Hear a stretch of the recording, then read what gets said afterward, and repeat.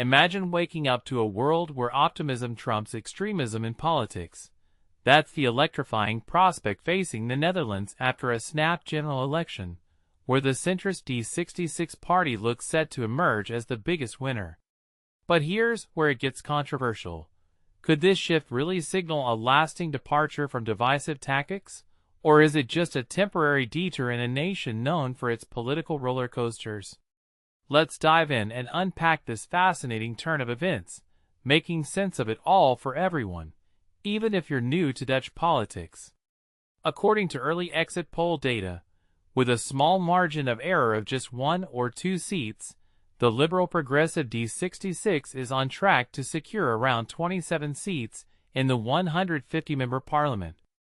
This remarkable surge could pave the way for its charismatic 38-year-old leader, Jetten, to become the Netherlands' youngest prime minister, and the first openly gay one at that.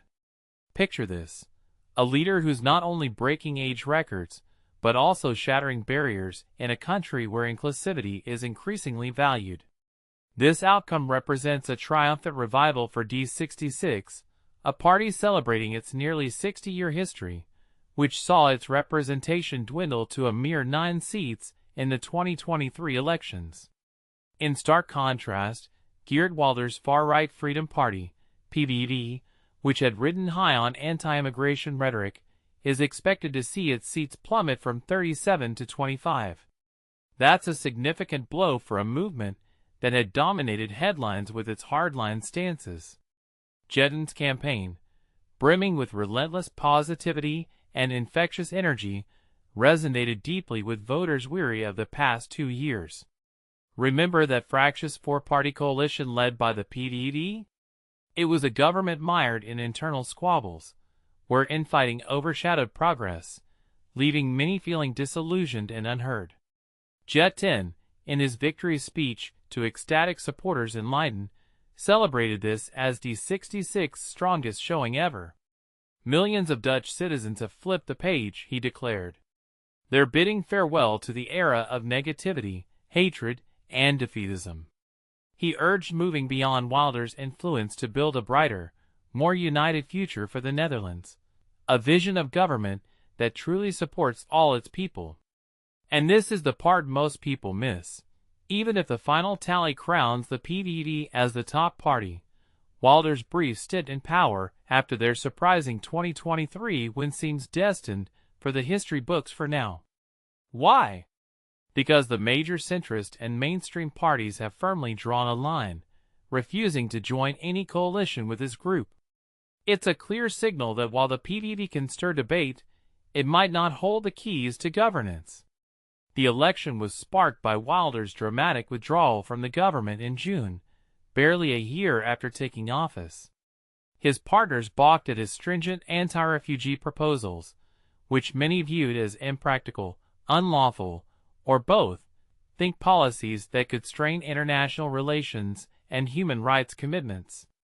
Wilders defended his exit on social media, noting that the electorate had spoken, even if the results weren't what his party hoped for. "We stood our ground," he posted, acknowledging the setback while hinting at future battles. To grasp the Dutch system, which might baffle newcomers, it's all about proportionality. With a threshold of just 0.67% of the vote earning a seat, 15 out of 27 competing parties made it through this time, from groups advocating for seniors and young people to those championing animal rights, universal basic income, and even sports. No single party ever commands a majority, so coalitions are the norm, often involving 4 parties, as in recent governments. It's a tradition spanning over a century, ensuring diverse voices are heard, though it can lead to lengthy negotiations. As Rem Korteweg from the Clingendael Institute in The Hague aptly put it, election night isn't the finish line, it's the starting gun for coalition talks. Elsewhere in the results, the center-left Green-left/Labour Alliance, GL/PVDA, struggled, securing only 20 seats, a drop of 5 from before and below expectations. Their leader, Frans Timmermans, a seasoned former European Commission vice president, took personal accountability and announced his resignation to make room for fresh leadership. In a nod to renewal, he emphasized passing the torch to the next generation. But not all stories were downbeat. The center-right Christian Democrats, CDA, skyrocketed, nearly quadrupling their seats to 19, by pledging a return to decent and responsible governance after what some called the most radical administration in recent memory. Meanwhile, the liberal-conservative VVD, the sole outgoing coalition member to gain ground, climbed to 23 seats.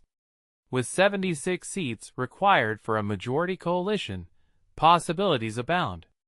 A broad alliance might unite D66, CDA, GL/PVDA, and VVD, but it's tricky. The VVD's leader, Dylan Jesselgaz, has openly preferred a right-leaning setup, as pointed out by Armida van Ridge of the Center for European Reform. Alternatively, a more conservative path could include the radical right JA21, which added 1 seat to reach 9. Curiously, other former allies fared poorly, with one, the New Social Contract, failing to win any seats at all. The campaign spotlight shone on pressing issues like immigration, rising healthcare expenses, and a dire housing shortfall, estimated at around 400,000 homes in a population of 18 million. The PVD had dominated polls on migration until the final days, when moderate parties surged. Wilders warned that excluding his party from power after a first-place finish would kill democracy, while critics countered that electoral success doesn't guarantee governance, as any majority coalition upholds democratic principles. Building a government here can drag on for months, beginning with an informateur exploring viable partnerships, followed by detailed negotiations and a parliamentary confidence vote. Regardless of the coalition's makeup, action is imperative. Despite migration's prominence, surveys show housing as the top concern for Dutch citizens. Analysts caution that neglecting this, alongside ballooning healthcare costs, could undermine what appears to be a return to sensible politics. What do you think? Is this election a genuine pivot toward unity, or just another chapter in the Netherlands' polarized saga? Do you believe excluding parties, like the PVD from coalitions, truly strengthens democracy, or does it stifle important voices? Share your thoughts in the comments. I'd love to hear agreements, disagreements, or fresh perspectives on how proportional systems balance extremism with stability. And here's a controversial twist to ponder. Could Wilders' democracy is dead claim actually fuel more radical support down the line? Let's discuss.